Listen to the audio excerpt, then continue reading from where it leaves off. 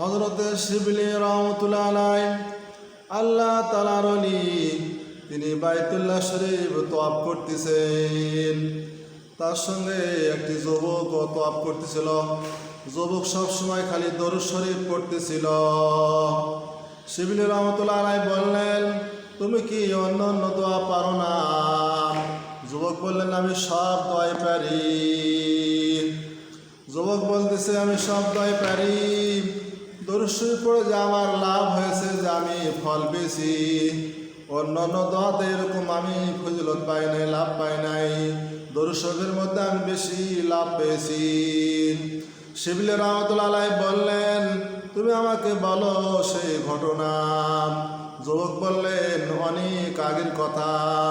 আমার আব্বার সঙ্গে আমি বাইতুল্লাহ শরীফ জিয়ারত করার জন্য আসতেছিলাম আব্বাকে নিয়াম। বাগদাদ শরীফে পৌঁছার পরে আমার বাবা জ্বরে আক্রান্ত হয়ে গেল। কয়েকদিনের মধ্যে ইন্তিকাল করলেন। আমার বাবার চেহারাটা এমন হয়ে গেল, শুকরের মতন হয়ে গেল। আমার বাবার চেহারাটা এমন কালো হয়ে গেল। আমি কান্নায় ঢলিয়ে পড়লাম। কানতে কানতে আমার ঘুম এসে গেছে। ঘুমের মধ্যে থেকে আমি খাবে দেখতেছি, এত সুন্দর একজন সদা ধবধবে পোশাক পরিহিত মানুষ আসলো। আসার পরে আমার বাবার মুখ থেকে কাপড় টান দিল এবং হাত বোলাইয়া দিল। আমার বাবার চেহারাটা এত সুন্দর হয়ে গেল, সে বোলাইয়া দিয়া বিদায় হয়ে চলে যাইতেছি। আমি বলতেছি, আপনি কে? আমাকে বিপদের সময় আপনি সাহায্য করলেন।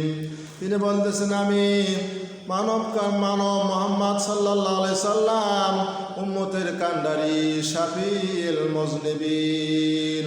ইয়া রাসূলুল্লাহ, আপনি কিভাবে খবর পাইলেন? বলে, তোমার আব্বা প্রতিদিন আমার ওপর 300 বার করে দরুদ শরীফ পড়ত।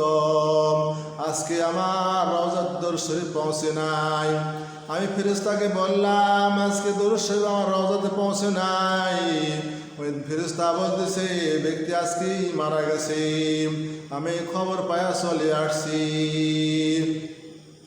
হুজুর সাল্লাল্লাহু আলাইহি সাল্লাম এই কথা বলার পরে চলে গেলেন। যুবক ঘুমের মধ্যে থেকে দেখতেছেন যে ফজর হয়ে গেছে।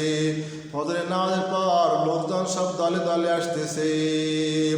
বলতেছে, তোমরা কিভাবে জানলে আমার আব্বা মারা গেছে? তারা বলতেছে, আজকে শেষ রাত্রে আমরা গায়েবে একটা আওয়াজ শুনেছি, অমুক মহল্লায় অমুক ব্যক্তি মারা গেছে। তোমরা যদি গুনাহ মাফ নিতে চাও